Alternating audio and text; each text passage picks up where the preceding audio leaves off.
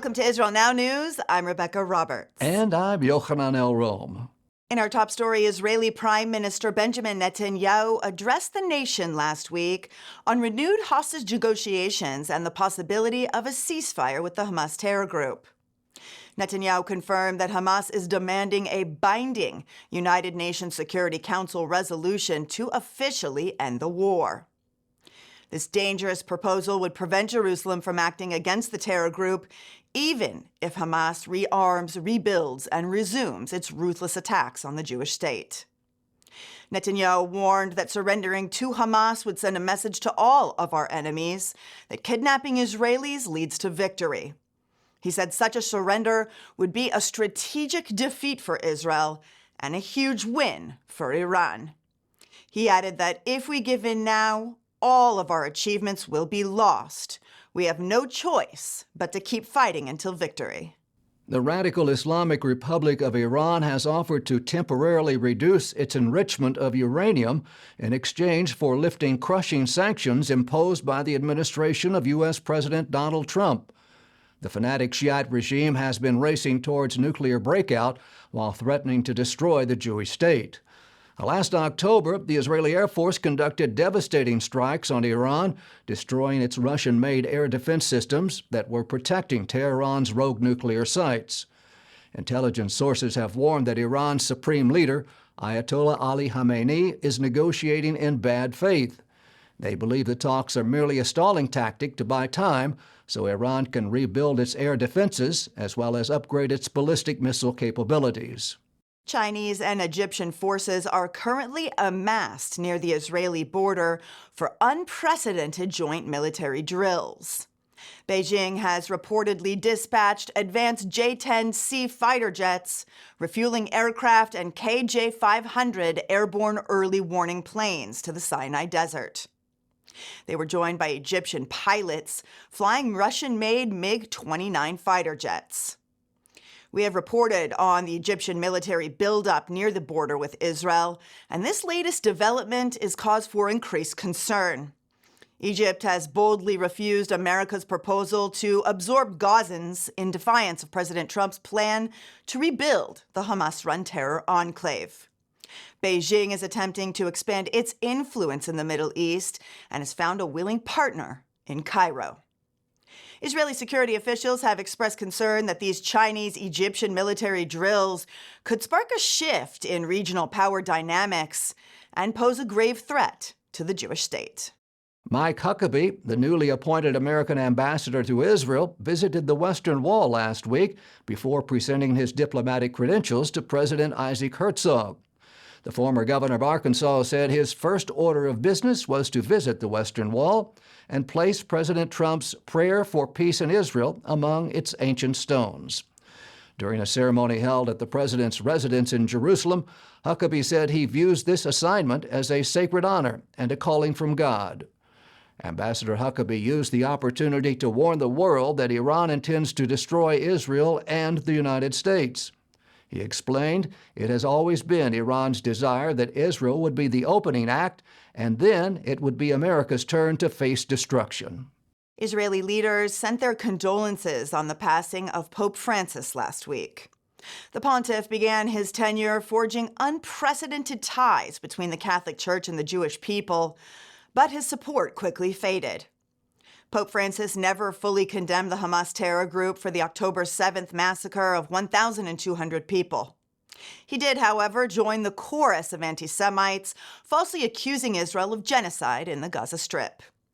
Despite the rift, Israeli President Isaac Herzog eulogized Francis as a man of deep and boundless compassion. He said he truly hopes that the Pope's prayers for peace in the Middle East and for the safe return of the hostages will soon be answered. The IDF has begun to use unmanned bulldozers in the Gaza Strip, effectively changing the paradigm of war in the Hamas-run enclave. Israel Aerospace Industries developed the Robodozer, an autonomous model of the Caterpillar D9 bulldozer that is being hailed as the future of automated combat. The Robodozer has been used in Gaza and Lebanon to enhance field operations and reduce the risks to IDF troops. An Israeli military source confirmed that Israel has been using robotic tools for over a decade in small numbers, but now it's being utilized in large-scale warfare. Military experts believe the Israeli army is the first to use remote-controlled combat machinery in an active war zone and that it will change the face of war. The organizers of the Coachella Music Festival allowed their mega concert event to be used as a platform for Jew hatred.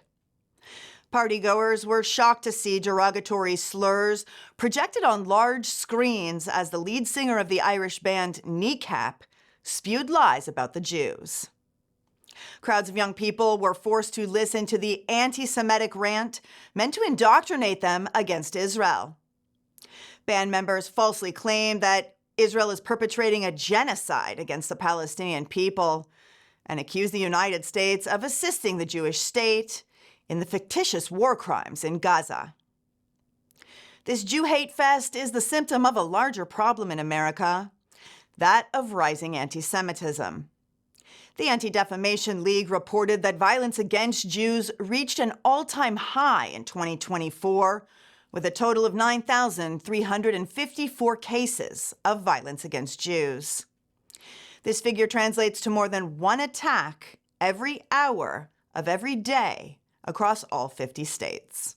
Slovenia has joined the growing international movement in support of the Jewish state by launching an Israel Allies Caucus. The Central European nation has officially become the 55th country to establish a pro-Israel parliamentary caucus under the Israel Allies Foundation. This move comes in response to the Slovenian government's recent recognition of a Palestinian state and disparaging comments about Israel's war with Hamas in Gaza.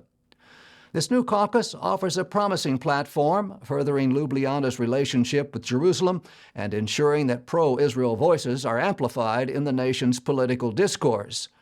Josh Reinstein, the president of the Israel Allies Foundation, hailed the launch of the Slovenian Israel Allies Caucus. He stressed that it will bring a much-needed balance and provide a voice for those in Slovenian politics who understand the strategic and moral imperative of supporting Israel. Israel marked Holocaust Remembrance Day on Thursday when the entire nation stopped, stood still, and honored the 6 million Jews who were senselessly slaughtered during World War II. Official state ceremonies were held at Yad Vashem, Israel's Holocaust Museum and Research Center. Officials say that this year it is more important than ever to raise awareness of the evils of anti-Semitism as the population of Holocaust survivors and eyewitnesses to the murder of 6 million Jews is rapidly decreasing. Jews around the world continue to fear for their safety, while Jews in Israel are facing Islamic terrorists who have adopted Adolf Hitler's genocidal agenda of killing all the Jews. Sirens will sound throughout Israel on Tuesday night as the country collectively mourns its fallen soldiers and victims of terror attacks. Yom HaZikaron is the day that the entire country honors the memories of servicemen and women killed in action and citizens murdered in terrorist attacks.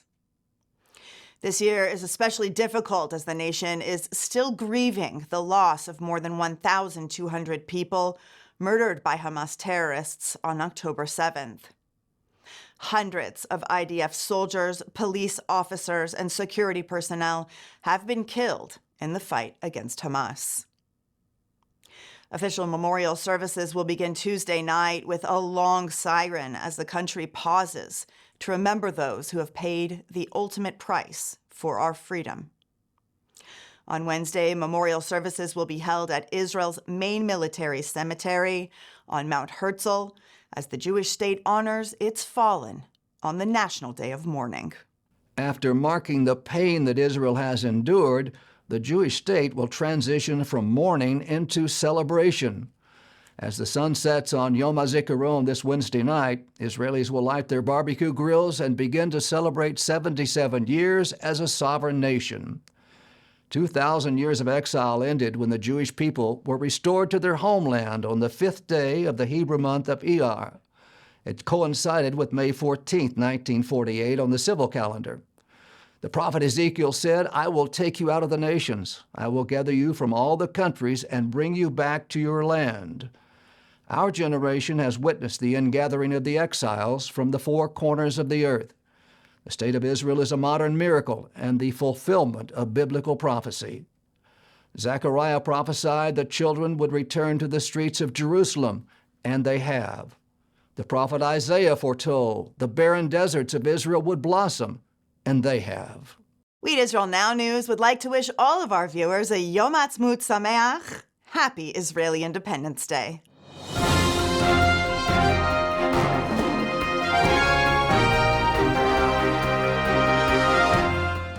That concludes the news portion of our show. Stay tuned for Ask the Source with Josh Reinstein.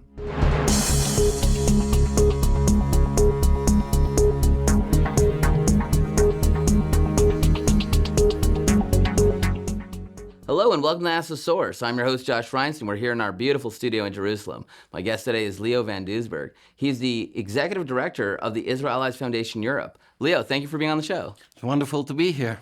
Tell our viewers a little bit about what is Israel Allies Foundation Europe. Israel Allies Foundation Europe is linked with the global Israel Allies Foundation Network, which is a political network with legislators, with Jewish and Christian legislators that promote Israel based on faith-based diplomacy, based on the belief in the fulfillment of the prophecies of the Jews returning to their homeland Israel. And Israel IAF Europe has been active for a longer time, but has actually recently restarted their office in Amersfoort in the Netherlands in 2022. You're always a very busy guy. I've known you for a long time, but since October 7th, you've taken it up a notch and you're all over the place trying to support Israel. Why is it so important now to mobilize this new form of support for Israel? Since the office has been restarted in 2022, we saw a large increase of a number of politicians who want to be involved for protecting and promoting Israel. And the network was so much growing that I said to a friend of mine, Frank van Oort from Christians for Israel, like, it looks like there is a kind of a spiritual mobilization. We had new countries joining our network. And then when Israel was attacked and the war broke out, we saw that this whole network was not only a network, but became a movement. It became like a diplomatic Iron Dome. Because after the 7th of October, Israel did not only face a warfare, but also a lawfare. We saw that Israel was also attacked legally. International laws were manipulated in order to attack Israel politically.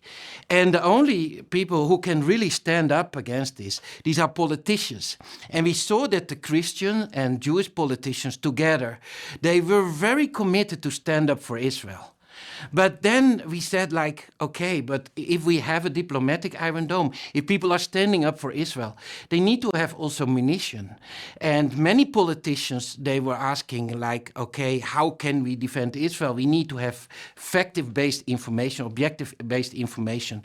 Then our network went into another direction in order to equip and empower politicians and our diplomatic Iron Dome. Donald Trump is the best friend we've ever seen in the White House. We've seen a sea change in America. Are we seeing that in Europe as well? Are we seeing more support for Israel since the presidential election in the United States? Yes, fortunately we see more support for Israel generally.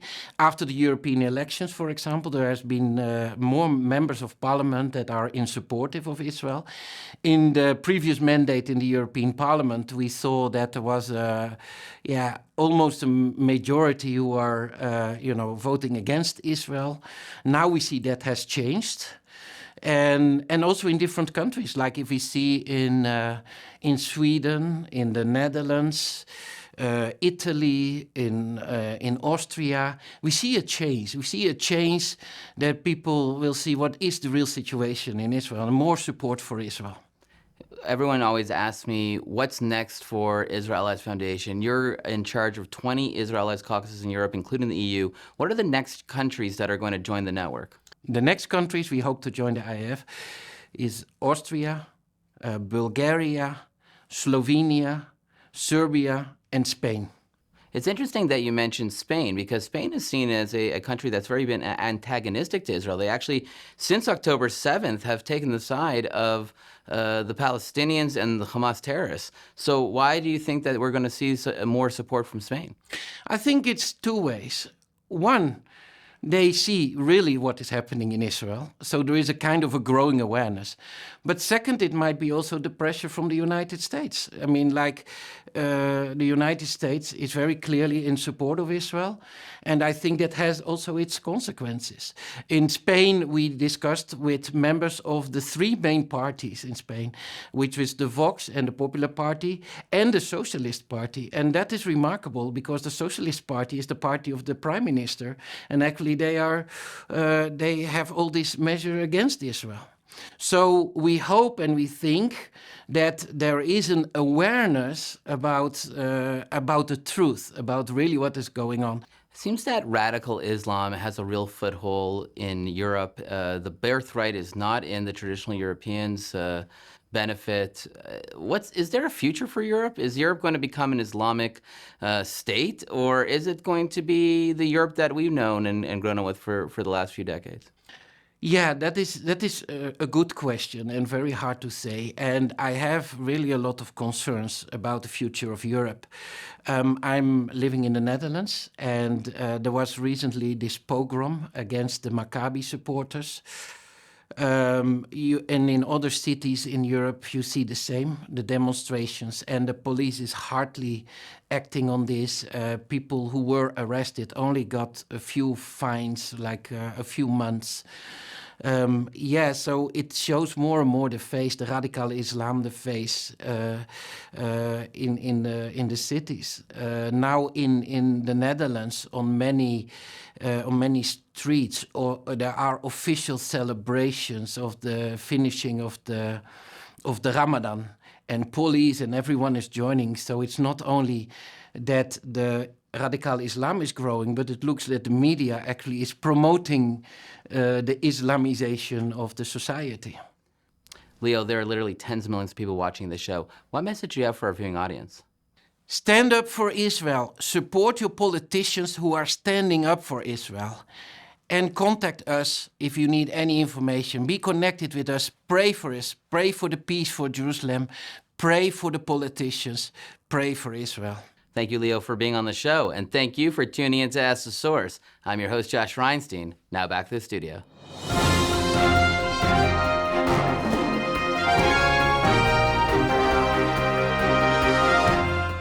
And now the truth from Zion.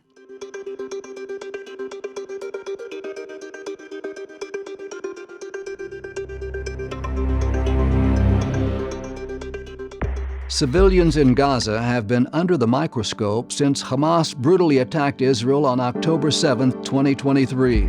TV news programs highlight their mass evacuations. I hope that the only casualties will be Hamas combatants. We are not fighting against the Palestinian civilians, that they would have heeded our warning and evacuated the area. We've been warning and asking them to evacuate for 2 weeks. And all of this could have been avoided had they listened to those warnings and evacuated south. The New York Times Year in Pictures show images of Palestinian mothers and children crying over the loss of loved ones.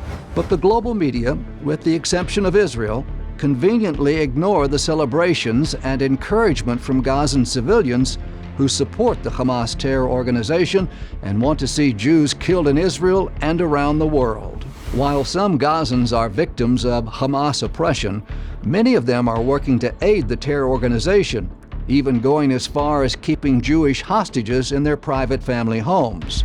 אין שם אזרחים תמימים. זה משפחות תחת החמאס.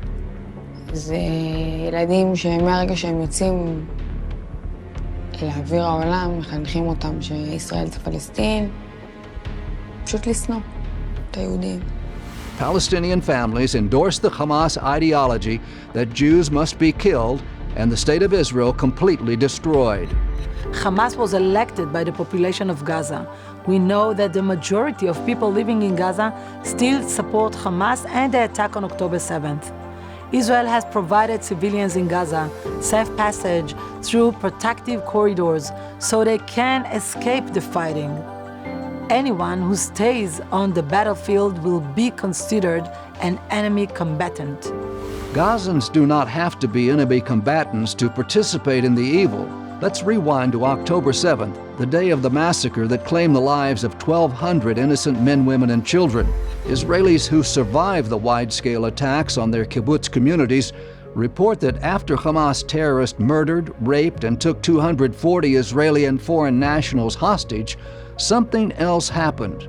Civilian residents of Gaza crossed the border and entered private homes of Israelis. They came to take advantage of the situation. Survivors watched and listened as Gazan looters stole anything of value, such as household appliances, jewelry, credit cards, cash, and clothing. One woman reported that an entire Gazan family entered her home, heated up meals from her refrigerator, and even lounged on her couch, watching Netflix while she and her family hid inside their safe room. She told Jewish media sources that she knew the Gazans were eating because she smelled the food that she had prepared the day before. When Jews from southern Israel were taken hostage and transferred into Gaza, they were met by hundreds of locals who came to cheer the terrorists and to join in on the humiliation. Even Palestinian children taunted the new arrivals, calling a young Israeli a filthy Jew. There is overwhelming video evidence and eyewitness testimony documenting the evil, barbaric acts committed by both Hamas terrorists and average Palestinians against Israeli soldiers and civilians. The first group of Israeli hostages were officially released during a ceasefire on Friday, November 24, 2023. Gazan civilians showed up by the hundreds to jeer, intimidate, and shout profanities at the traumatized innocents who had been sitting in dark rooms and tunnels for 48 days prior to their release. The videos of Gazans who willingly took part in and continue to participate in the dehumanization of Israelis should erase any doubts about the role of the so-called Palestinian civilians in the conflict. They celebrate, cheer, and praise the bloodthirsty atrocities committed by Hamas terrorists.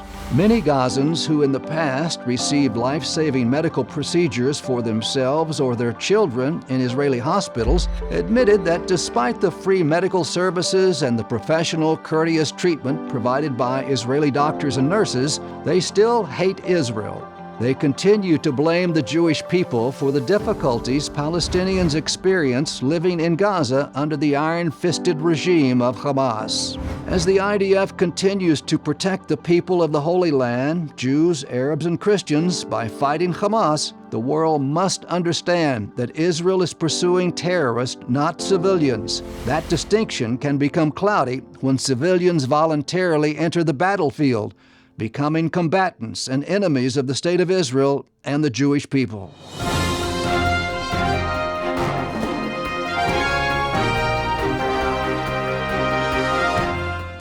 Up next, the ICEJ Report from the International Christian Embassy, Jerusalem. Today we're in the city of Kiryat Gat, in a neighborhood where residents of Kibbutz Nir Oz moved as a temporary placement until they can return home and rebuild their community. We were privileged to be able to come alongside of them as the International Christian Embassy to help kibbutz members who lost everything on that fateful day of October 7th. And they need new household items and help reestablishing their lives. Today we're going to meet Rotem and hear how this project is impacting her and her family. Since 1980, the International Christian Embassy Jerusalem has been a voice of Christian support for Israel and connected the global church to the land of the Bible. Headquartered in Jerusalem, the ICEJ has taken action to stand with Israel by caring for Holocaust survivors, helping Jewish families return home to Israel, providing bomb shelters, fighting anti-Semitism around the world, and by inviting Christians to discover Israel for themselves. אני רותם כהן, קיבוץ ניר עוז, נשואה ליקיר, יש לנו 3 ילדים, בני 9, 11 ו-13. באמת באותה שבת עוד נשארנו בניר עוז, למחרת הגענו לאילת. אף אחד לא ידע מה יהיה, לאן נלך. אחרי זמן, האמת היא לא ארוך, הגיעו להחלטה שנעבור לכרמי גת. אז הייתה שם עוד שהייה ממושכת באילת, לא היה פשוט שם בכלל. כל אחד רצה בית, המקום שלו, את הפינה שלו, והגענו לפה בתחילת ינואר, וניסינו להתחיל לארגן את החיים מחדש. באמת זה היה להתחיל הכל מחדש, חוץ מהעבודה, שהמקום העבודה בעצם לא השתנה. חוץ מזה, הכל השתנה. הסביבה שהיינו רגילים לחיות בה, המסגרות של הילדים, הכל היה שונה. זה לעבור מהכפר לעיר, זה שינוי לא פשוט לקיבוצניקים. עם הזמן, פשוט אין מה לעשות, צריך להסתדר עם מה שיש, להגיד תודה על מה שיש. אחרי כמה שבועות שהיינו פה, הרגשנו שאנחנו רוצים להרגיש שזה הבית שלנו, ולא בית זמני או משהו שקיבלנו בהשאלה.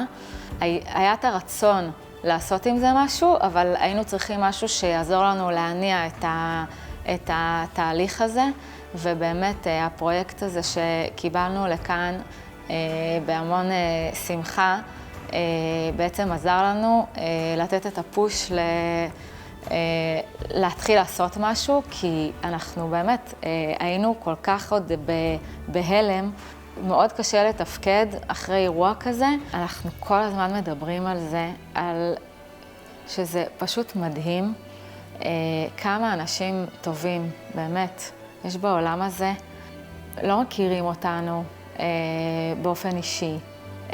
זה לא אנשים שיש איזשהו קשר משפחתי, ולמרות זאת, הם נותנים מעצמם.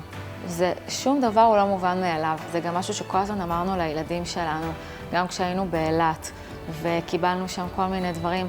כל הזמן אמרנו להם, נכון, עברנו מה שעברנו, אבל זה ממש ממש לא מובן מאליו שאנשים מוכנים לתת מעצמם כל כך הרבה בשבילנו. After Hamas brutally attacked Israel on October the 7th, 2023, the ICEJ has been actively standing with Israel and her people through advocacy and urgently needed aid projects. Now is the time for Christians to turn their love for Israel and the Jewish people into real action as never before. Your donation will help deliver bomb shelters to at-risk areas, provide necessary supplies for first responders, support affected citizens with trauma care, and will eventually help rebuild these devastated communities. Visit ICEJUSA.tv to donate online or call 1-800-910-6355 and give your generous gift today.